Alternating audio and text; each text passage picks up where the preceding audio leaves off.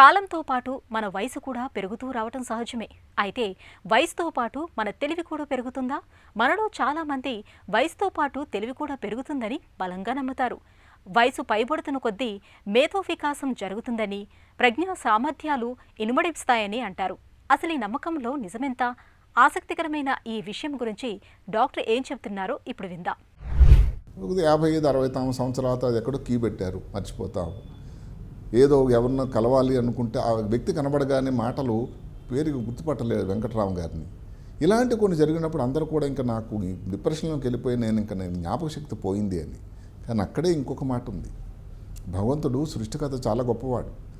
అది ఇలాంటి చిన్న చిన్న విషయాలు ఏదైతే వర్కింగ్ మెమరీ అంటారు, అది అప్పటికప్పుడు అలా అయిపోయింది. తర్వాత సెమాంటిక్ మెమరీ, ఏదైతే ఇన్ఫర్మేషన్ మీ మెదడులో స్టోర్ అయి ఉన్న దాని తర్వాత అది మీకు ఉపయోగపడే మెమరీని సెమాంటిక్ మెమరీ అంటారు.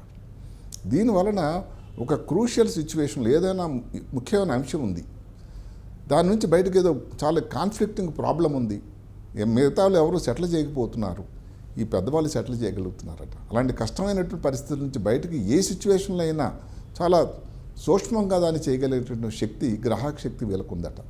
రోడ్డు మీదే మిస్ అయిపోతున్నారు అనుకోండి, వీళ్ళు చక్కగా పట్టుకుంటున్నారు, మిగతా వాళ్ళకి కాదు. ఇప్పుడు పిల్లలు ఏమిటి, 10 డిజిటల్ ఇప్పుడు వచ్చింది మొబైల్, ఎవరు ఆ మొబైల్ నెంబర్ గుర్తుపెట్టేసుకుంటున్నారు. ఒక 5 మంది 10 మంది చెప్పమంటే టకాటకని చెప్పగలుగుతున్నారు, పెద్దవాళ్ళు చెప్పలేకపోవచ్చు. కానీ వీళ్ళలో ఏదైతే ఉందో ఇన్ఫర్మేషను అన్నది కొత్తగా ప్రాసెసింగ్ కోసం శక్తి ఎక్కువ ఉందట.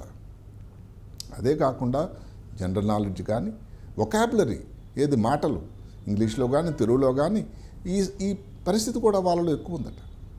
ఏదైనా ఒక అంశం మీద పెద్దవాళ్ళు ఉండేటట్టయితే ఒక బోర్డు మీటింగ్ అవుతుంది ఎక్కడో ఒక ఇంపార్టెంట్ కార్పొరేట్లో, తప్పు డెసిషన్ తీసుకోకపోవడం అన్నది, ఇంపల్సివ్గా తీసుకోవడం అన్నది, తర్వాత లాస్ అయిపోయిందని కొన్ని నిందించుకోవడం కానీ బాధపడడం కానీ లేకుండా పెద్దవాళ్ళు ఉండేటట్టు ఆచితూచి ఆలోచించేసి సరైన డెసిషన్ తీసుకోవటం వల్ల ఆ కంపెనీకి ఇబ్బందులు రాకుండా అవుతూ ఉంటుంది. చాలా క్యాలిక్యులేషన్స్లో కానీ వీళ్ళు చాలా ఉపయోగకరం. అదే కాకుండా వయసు పెరుగుతున్న కొలది ఇంకొక చిన్న ముఖ్యమైన అంశం వెలుగులోకి వచ్చింది. మెదడులో 2 హెమిస్ఫియర్స్, 2 భాగాలు ఉంటాయి, కుడి భాగం, ఎడమ భాగం. మామూలుగా ఎడమ భాగాన్ని మేము అందరం చెప్తాము ఏంటంటే, న్యూరో సర్జన్గా 41 సంవత్సరాల అనుభవంతో డామినెంట్ హెమిస్ఫియర్ అంటాం, అంటే ఎక్కువ పనితనం దానిలో ఉంటుంది అని.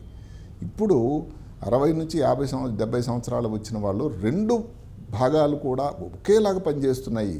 కాబట్టి వాళ్ళ మీద కాన్సన్ట్రేషన్ ఎక్కువ, తప్పులు చేసేటువంటి ఇంపల్సివ్ డెసిషన్స్ చాలా తక్కువ, దానివల్ల సమాజానికి ఎంతో ఉపయోగకరంగానూ ఉంటుంది అని ఇప్పుడు